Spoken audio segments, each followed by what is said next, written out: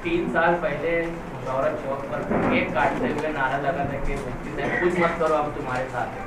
इस बारे में क्या जवाब देंगे? उसी वक्त मैंने उनको टोक दिया था हाँ कि शहर के लोगों ने हमें इसलिए चुन करके नहीं दिया है कि हम कुछ ना करें। लोगों की बड़ी तवक्कुआत और उम्मीदें वाबस्ता है, इसलिए जिसने ये नारा लगाया तो उसे उसी मौके पर बर वक्त तो टोक करके हमने रोक दिया था कि लोगों की तवक्कुआत पूरी करने के लिए हम कोशिश करेंगे। हम ये चाहेंगे कि हम काम करें, लोग हमारा साथ दें। सर, तालीमी शोबे से आप क्या करने वाले आगे? साबिक रुकन असम्बली ने उर्दू घर जैसे तामीर करवाया, आपके क्या 1 साल है अभी? एजुकेशन लाइन से अभी तकरीबन मेरी जो कोशिश चल रही है उसमें मालेगांव में जितनी प्राइमरी स्कूलें हैं, अगर उनका वाल कंपाउंड नहीं है तो वाल कंपाउंड करवाना है, और इसी तरह कमरों की कमी है तो कमरे तामीर करवा करके देने हैं। और मालेगांव के अंदर जनरल जो असातिज़ा की भर्ती होती है वो जनरल में जितने लोग होना चाहिए वो हैं। अब उसमें SC ST को ले करके जो रिज़र्वेशन है वो टीचर्स कारपोरेशन को प्राइमरी स्कूलों के लिए नहीं मिल रहे हैं। मेरी कोशिश ये है कि उस रिज़र्वेशन कोटे को जनरल कोटे में ट्रांसफ़र किया जाए या तब्दील किया जाए, और जनरल कोटे से जो है मालेगांव प्राइमरी स्कूलों में नए असातिज़ा किराम की भर्ती हो। ये 145 करोड़ ये जो स्कीम आप बताएं तलवाड़ा डैम से फिल्टर प्लांट का, ये फंड को मंजूर हुए 3 महीना हो गया, टेंडर 3 महीने से निकल ही नहीं रहा। अभी आप मुझे 15 से 20 दिन बाद निकलेगा ये, तो फिर कमिश्नर नहीं, उसी सिलसिले में हाँ मेरी जिन जिम्मेदारों से एजेंसियों से बात हुई है, उन्होंने 15 दिन के अंदर टेंडर करने के लिए कहा है। हम टेंडर कॉल करेंगे 15 दिन में। मैंने 15 दिन से 1 महीने की बात रखी है। हमारी कोशिश ये है कि जो काम मंजूर हो चुका है वो जल्द से जल्द ज़मीन पर आए। ज़िले के लिए आपकी क्या कोशिश? ज़िले के ताल्लुक़ से मैं हमेशा असम्बली में इस बात का मुतालबा करता रहा हूँ, और मुझे ऐसा लगता है आपको बताने में कोई दिक्कत की बात नहीं है कि मैं जिन लोगों के साथ बैठा था उसमें महाविकास आघाड़ी के चीफ मिनिस्टर भी थे और डिप्टी चीफ मिनिस्टर भी थे और कुछ दीगर मिनिस्टर थे।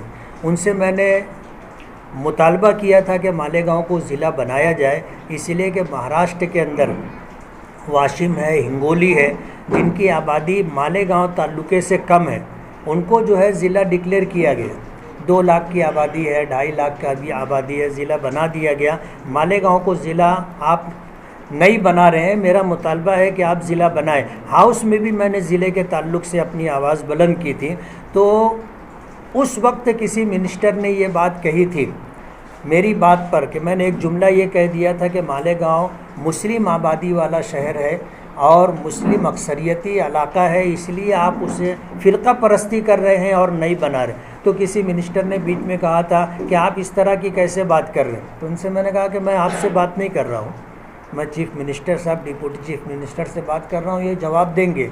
और अगर आपको जवाब देना है तो आप मुझे ये बताएं कि मालेगांव शहर अगर फ़िरका परस्ती का शिकार नहीं है तो क्यों अब तक उसको ज़िला नहीं बनाया गया। जिस वक्त 2 लाख की आबादी, 1.5 लाख की आबादी रखने वाले ताल्लुके को ज़िला बनाया जा रहा था, तो मालेगांव में तो 7 लाख के करीब आबादी, आप इसको ज़िला क्यों नहीं बना रहे, आप बता दो। तो मेरी कोशिश है, मेरा मुतालबा है और लोगों का भी मुतालबा है, और मेरा ऐसा मानना है कि हर सरकार मालेगांव के साथ अनदेखी करती है, और मालेगांव को ज़िला बनाने के सिलसिले में जितनी ज़रूरतें थी वो तकरीबन सभी पूरी हो चुकी। हमारे यहाँ सेशन कोर्ट भी आ चुका है, एडिशनल कलेक्टर भी आ चुका है, एडिशनल SP भी आ चुका है। इस तरह की जो ज़िले के लिए ज़रूरियात होती है वो सारी ज़रूरत तकरीबन मुहैया है। सरकार ऐलान करे, मालेगांव ज़िला बन जाएगा। मुफ्ती साहब, जो मैनिफेस्टो था जो आपका था, उसके हिसाब से कितने फीसद आप टारगेट पूरा कर पाए? हमारे मैनिफेस्टो के हिसाब से जो बड़े बड़े नुमाया काम है हम वो सरकार से अभी तक मंजूर नहीं करवा सके, लेकिन ये कि शहर का नाक नक्शा बदले, उसके लिए अल्हम्दुलिल्लाह मालेगांव शहर के अंदर अच्छे रोड, गटर और बुनियादी ज़रूरतों की फराहमी में हम अल्हम्दुलिल्लाह कामयाब हैं। इतने साहब वो मालेगांव शहर में 100-150 टीचर बोगस तरीके से लगे। मालेगांव टीचर? हाँ, और मैं समझता था उसका उनको भी होना चाहिए। और तुम्हारे एमएलए बनते ही कुछ दिन बाद लोग तुम्हारे नकली लेटर लेकर 10,000 टीचर भर्ती का ऑर्डर भी लेकर आए। तो इन सब बारे में आप क्या करेंगे? पिछले दिनों आपके बताने पर मैंने इसकी इंक्वायरी की और जो बात आप कह रहे हो कि मेरा लेटर इस्तेमाल किया गया है, उस सिलसिले के अंदर इंक्वायरी चल रही है और इंक्वायरी मुकम्मल होने के बाद मालेगांव वालों के सामने ये बात आएगी कि ये जो हरकत की गई है उनके ज़िम्मेदारान कौन लोग हैं और इस तरह लेटर से क्या फ़ायदा उठाया गया है। अगर सरकार को माली नुकसान हुआ होगा तो सरकार उसकी रिकवरी करेगी। साहब, नोमानी पुल के लिए भी आप जद्दोजहद कर रहे हैं? नोमानी पुल के ताल्लुक से 2 करोड़ तकरीबन 2.5 करोड़ रुपये का फ़ंड मैंने दिया है। 10 करोड़ रुपया नगर विकास से मैंने मंजूर करवाया था और उसमें जब टेंडर निकला तो टेंडर निकलने के बाद तकरीबन 2.5 करोड़ रुपये के काम ऐसे थे जो हो चुके, तो वो 2.5 करोड़ रुपया मेरा बचा। तो उस सिलसिले के अंदर मैंने ये 2.5 करोड़ रुपये जो है नोमानी पुल के ताल्लुक से दिया है, लेकिन 2.5 करोड़ रुपये में ये पुल मुकम्मल नहीं होगा। मेरी कोशिश ये है कि नगर विकास से मज़ीद फ़ंड मिले, 3.5 करोड़ रुपया और लगेगा और अगर नगर विकास से नहीं मिलता है, नियोजन समिति से मेरी कोशिशें जारी है। मैं अपने पालक मंत्री से मैंने इस सिलसिले में बात की है। ये पुल उनकी कॉन्स्टिट्यूंसी में जाने के लिए रास्ता है, उनसे भी मेरी बातचीत है। कारपोरेशन में भी मेरी कोशिश है कि तीनों जगहों से कहीं से भी मुझे बकिया जो फ़ंड है वो मिल जाए तो इंशाअल्लाह वो काम आगे बढ़ेगा। जनता दल से गठबंधन आपका बरकरार है या खत्म हो गया?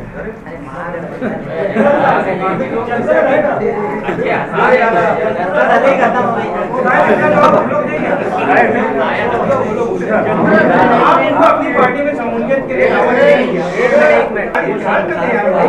मैं जवाब दे रहा हूँ, मैं जवाब दे रहा हूँ। इस वक्त हम जिस प्रेस कॉन्फ्रेंस का उन्वान लेके बैठे हैं वो हमारी 4थे साल की कारकर्दगी है जो शहर की तामीर और तरक्की से जुड़ी हुई है। लेकिन आपने जो सवाल किया है मैं आपको ये बता दूं कि मैं AIMIM से चुन करके आया हूं और पिछले दिनों महागठबंधन को ले करके लोग हैदराबाद तक गए थे और उस वक्त पार्टी के ऑल इंडिया हमारे कौमी सदर असदुद्दीन ओवैसी साहब ने मालेगांव ऑब्ज़र्वर भेजा था और उस वक्त ऑब्ज़र्वर से जो बातचीत हुई है उसमें ये तय हुआ है कि जब इलेक्शन आएगा उस वक्त पार्टी के आदेश पर जो भी फैसला होगा हम उस पर अमल करेंगे। 4 साल की कारकर्दगी आप बयान कर रहे हैं। पिछले 4 सालों में कई मौका ऐसा आया जब शहर संगीनियों के साए में आया, किले से वो जुलूस निकला, गिरफ्त हुआ जो है और गढ़ की यात्रा से थोड़ा हालात खराब हुए। इस मामले में नुमाइंदगी थोड़ी कमज़ोर नज़र आई, ऐसा आपने सियासी मुखालिफिन में कहे, तो आप क्या कहेंगे? सियासी तौर पर हमारे जो मुखालिफिन हैं वो कभी भी मुतमईन नहीं होंगे और इस सिलसिले के अंदर मैं एक मिसाल देता हूँ कि एक बुज़ुर्ग थे, अल्लाह के वली थे, उनकी बीवी ये कहा करती थी कि तुम बड़े वली बनते फिरते हो। वली तो वो होते हैं जो हवाओं में उड़ते हैं। अब ये अल्लाह ताला से दुआ करते रहे कि अल्लाह ताला मुझे भी ये करामत अता कर दे, तो अल्लाह ने दुआ कबूल कर ली। एक मरतबा वो बस्ती के बाहर हवा में उड़ते हुए आए, अपने घर के ऊपर उन्होंने कई चक्कर लगाया, कई कावा लगाया, सारी बस्ती देख रही थी। बीवी ने भी घर के सहन में आ कर के देखा कि कोई अल्लाह का वली हवा में परवाज़ कर रहा है। जब चले गए और वो आए वापस घर तो बीवी कहने लगी कि बड़े वली बने फिरते हो, आज एक अल्लाह वाले को देखा हवाओं में उड़ रहा था। तो उसने कहा कि तुमने देखा था? बोले हाँ। बोले वो यही नाचिस था। बोले जब ही टेढ़े टेढ़े उड़ रहे थे।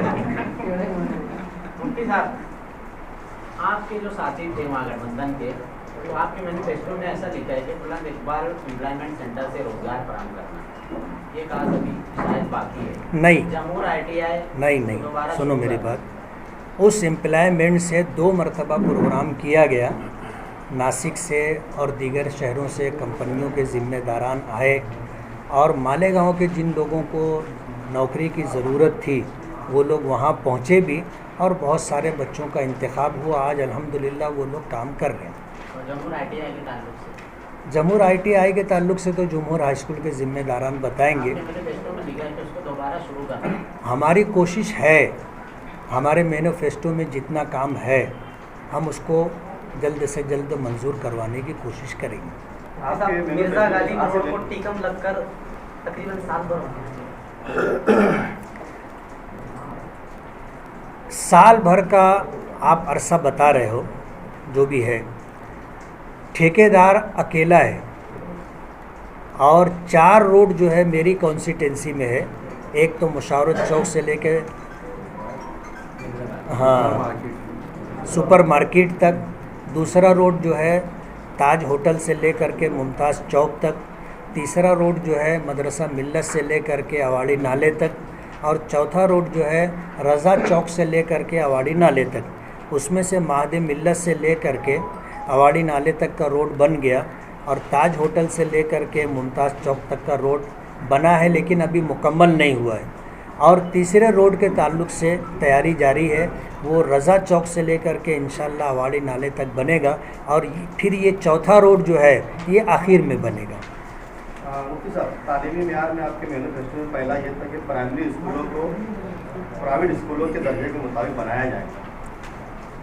क्या स्वास्थ्य अन्ना कानून ने 10 करोड़ रुपया अपने कॉन्स्टिट्यूशन में लाकर उन्होंने कुछ मतलब ऐसा किया है? क्या आपकी भी कोई ऐसी तैयारी है प्राइमरी स्कूलों के साथ? मैंने अभी इस बात का इज़हार किया कि हमारी कोशिश थी, लेकिन हर सरकार की अपनी पॉलिसी होती है और उसी पॉलिसी के तहत वो लोग फ़ंड रिलीज़ करते।